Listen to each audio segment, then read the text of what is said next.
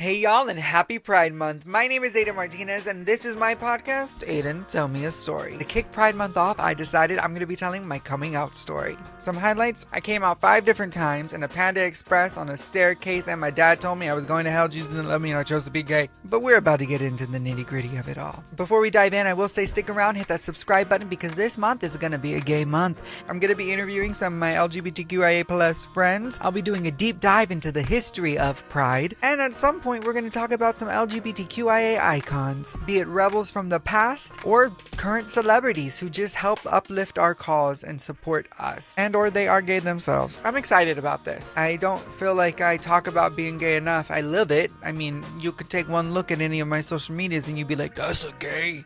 And you're right, but it's exciting to be proud of who you are and own who you are and love who you are. Because at the end of the day, what Pride Month is a period in time where it's okay to be you. With the world, and especially our political climate right now, telling you that who you are is invalid, unworthy, and not enough, we need this time to be able to own our truth, own our space, and own who we are, because you are amazing, you are incredible, and you are worthy of being here, living your truth loudly, proudly, and boldly. So don't ever let anyone dim your light, be it family or not. You a superstar. So I officially came out when I was 15. I've known I was gay since I was 6, I want to say. In elementary school, I remember all the boys having crushes on all the little girls, and I was not having crushes on the little girls. All my friends, even to this day, all my friends are girls, but it's always been something that's been prevalent in my life. I've never been the masculine guy. I've never been into sports. I've never really been into those like kind of manly macho things, and that's okay. I never needed to fit into the mold of masculinity. And to be fair, I do think gay men are some of the most masculine men you'll ever meet, because they are so true to themselves. It takes such courage and such power to walk down the street wearing whatever the you want and owning who you are, and not letting anybody try to tell you who you are, because that's one thing men do. They love to be told what to do. All the straight men out there, they love to follow in line and be like everybody else. That's not masculinity. You just falling in line and being like everybody else. Then you ain't special. But I digress. If you've been following along, you know I talk about bullying a lot. I talk about being gay in my podcast several times. And to bring it all together in this video, I was bullied for being gay from 3rd grade until 12th grade. And that was not fun, but it was a reality for me. It was mostly verbal, and I'm so grateful that it wasn't worse. I mean, once this kid punched me in the arm, but it was like a little fake punch. I snitched on him, and then he got in trouble. So that was the end of that. But this isn't about bullying. This is about my coming out story. I remember in 7th and 8th grade, I really was starting to come to terms with the fact that I am gay and that I am different from everybody else. Like, I've always known it, but it was mostly like forced upon me with bullies, with reality, with life. I mean, I never truly owned it. And then in 7th and 8th grade, I started slowly coming out to my friends and being like, don't tell anybody this, but here's what's up.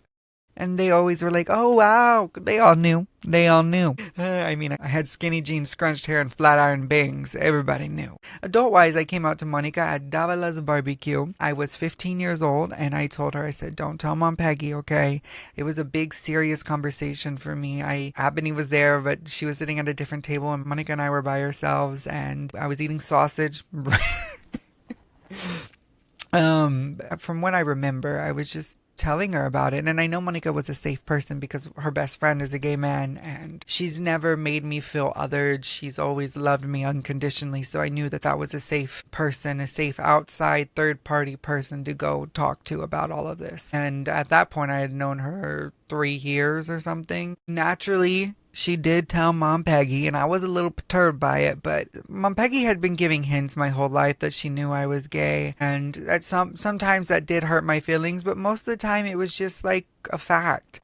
Mom Peggy never made it seem like something that was wrong or bad or different. I'm also grateful because I've had so many gay people in my life. One of my cousins, I remember going to her wedding whenever I was a kid. She was marrying a news anchor from the other side of the state. I remember my sister had a girlfriend in high school, and her best friend was a gay man as well. And my mom had a girlfriend, Wendy, for a long period of time. I remember they argued a lot, but still gay. When Mom Peggy finally confronted me about it and we sat down and talked about it, it wasn't It wasn't like a sad or scary conversation. I was like nervous about the whole thing because, coming out in and of itself is a big deal. Even if you know that the people are going to love you no matter what, you're revealing a deep truth about yourself that in a lot of the part of the world is looked down upon and looked at as nasty and different and other, and it's not. You're just a human and you have a different life experience than other humans, and that's okay. Mom Peggy did have a moment where she was crying to me after I came out to her because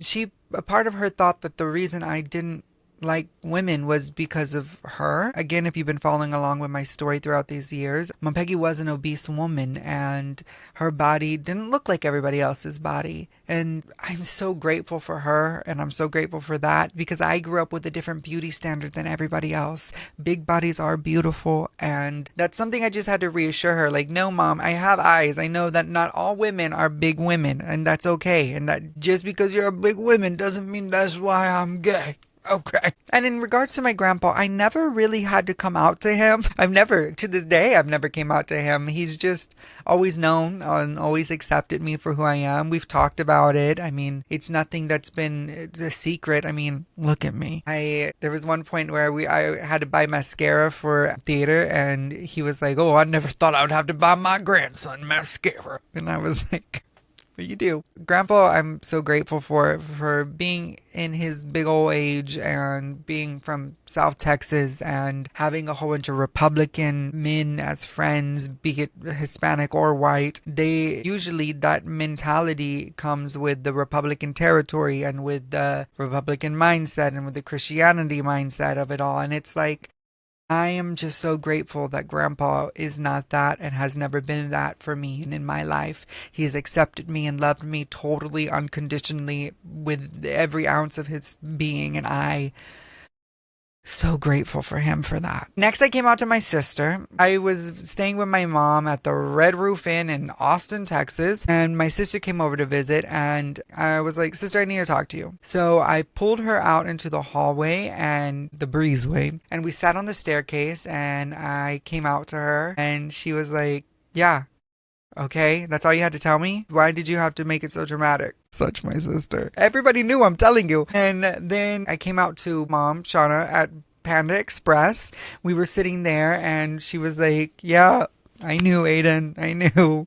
I never came out to my brother, but I mean, it's pretty fucking clear. So from 15 to 19, I just lived my life out. With my Mexican side, whenever I would go visit Grandma Lupe or visit my dad in prison and stuff, I never talked about anything. I was still myself for the most part. There was a phase where I liked to have these like wallets from Target. Target had these like wallets that were like different patterns and stuff. And I had almost every single one of them.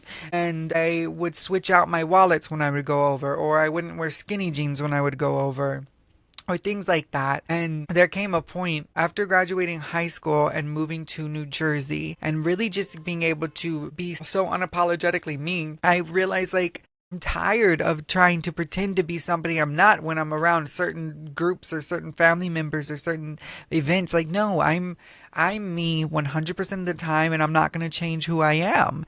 And so I didn't. I started to just be me. I show up with my little wallets. I showed up with my skinny jeans. I just started to embrace who I was more. So the first Thanksgiving I came home for after moving to college up here, up north, I decided I'm going to come out to my Mexican side of my family. I was over it. I was over it.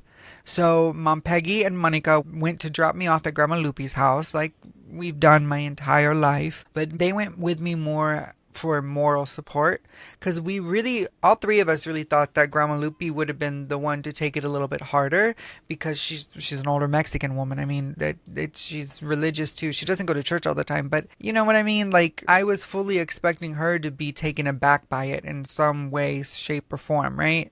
She wasn't. She wasn't even phased. Mom Peggy, Grandma Lupe, Monica, and I were all sitting in Grandma's living room, and I came out to her, and it was like no big deal. NBD, right? And so I spent the weekend with her, and then we went up to Hondo, Texas to visit my dad in prison. And I really thought that he would have gotten it a little bit more than anybody else because he was in prison. And I mean, it's prison, you know? But when I sat down and when it got to the point for me to come out to him, he told me Jesus didn't love me. I chose to be gay, and that I was going to hell. And I repeated it back to him, literally verbatim. I said, so you're telling me Jesus doesn't love me, I chose to be gay, I'm going to hell? And he said, yeah, yeah.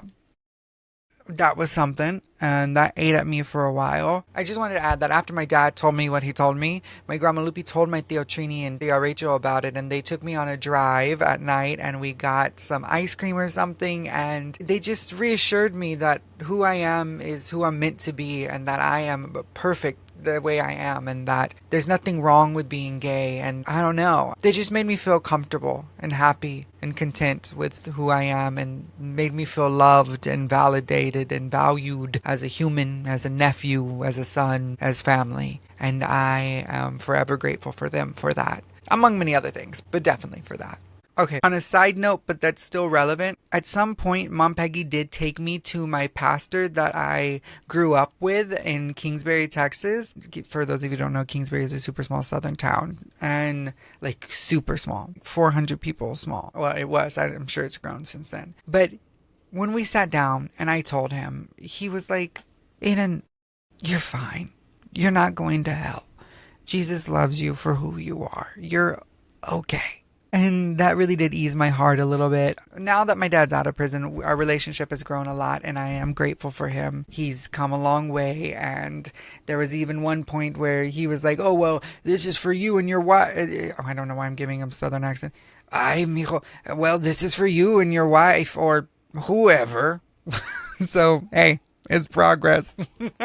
I am so proud of Aiden. I am. And my courage and my resilience and my determination and my bounce back, and the fact that I was able to push past all of those nervous feelings and all those awkward conversations and all that hostility and every bit of it. I mean, it wasn't always easy, but it was so worth it. I'm proud of who I am. And if you're not there yet, it's okay. Your time will come. And if you know that your family isn't going to accept you for who you are, okay. It's going to be okay. Because you're going to find your chosen family. And you're going to find the people who love you for who you are unconditionally. It may not be the ones who you grew up with. It may not be your mom, your dad, your siblings. None of them may understand. But there is somebody out there, someone who will love you for who you are. And you need to find that person and stick with them. If all you need to hear is a stranger telling you, you got this and it's going to be okay, hear my words, because you do got this. And it is going to be okay. And even though life can look so meek, so miserable, so blue, so scary and sad at times, it's just a moment. It's a fleeting second in the evolution and the grand scheme of your life and who you are. You got this. Life is going to be okay. You are right where you need to be.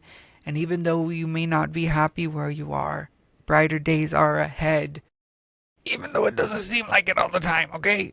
I got to emphasize that, because there's been plenty of meek times in my life and sadness, but here I am, thriving. Well, I don't know about thriving, but doing great, and I'm alive, and I'm happy, and I'm healthy, and I'm here. Damn it, I am here. I also want to give a big shout out to all my teachers that I've had in my life who have really accepted me and loved me for who I am. I know Miss Contreras is out there, and she was one of my biggest supporters of authenticity and one of the biggest people rooting for me and me becoming my ideal self. There was also Miss V, who was my librarian at the time. She talked with me through all of this too. Like, there are so many educators in the Texas ISD system that are rooting for you and love you unconditionally. Even in those small country bumpkin towns, there are educators out there who you can go to and who you can lean on, even if your family and your friends are not there for you and won't be there for you. You know what I mean? There are people that you can look up to and that you can lean on. Okay, fuck it, just go to your local coffee shop. There's bound to be somebody there that you can talk to. You know that. The gays are everywhere, okay? We're taking over. Okay, maybe we're not taking over, but we are everywhere. We exist. We're here. We're queer.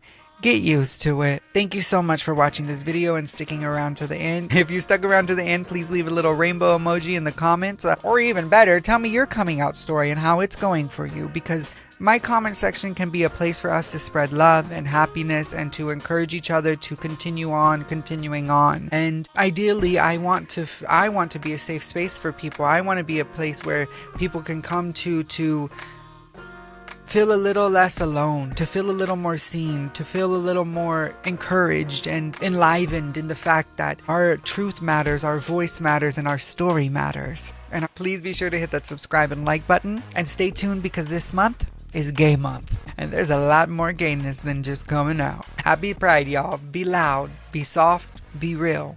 Whatever it is, just be you. Okay, love you, mean it, bye!